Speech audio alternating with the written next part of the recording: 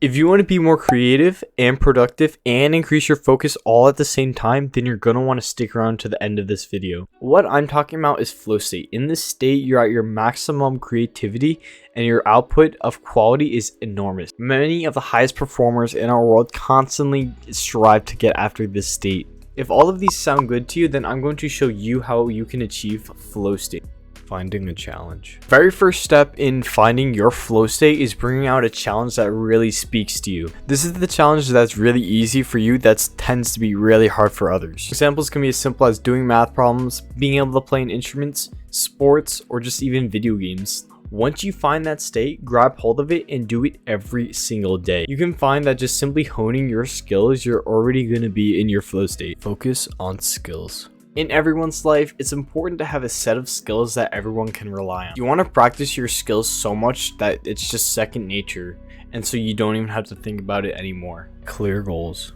If you want to enter into flow state, you have to know what your role is. To break this down, you need to know how to measure what your success is. This means identifying a goal that can help you get into your flow state. Doing this step will not only measure your progress, but will dramatically increase your proficiency and your efficiency in the flow state. No distractions. The flow state is only achievable without distractions. The mind needs to be fully set on its task in order to achieve the flow state. The information that I'm getting this from says you should have no visual, audio, or hypnotic distractions, but I feel like it really depends on who you are as a person and what works for you.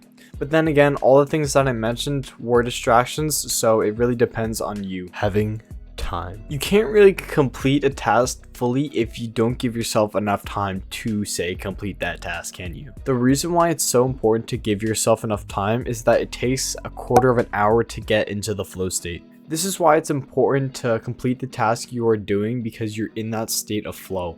If you stop the task you're doing, not only are you undermining your performance, but you might have difficulties hopping back into that state of flow. Manage emotions.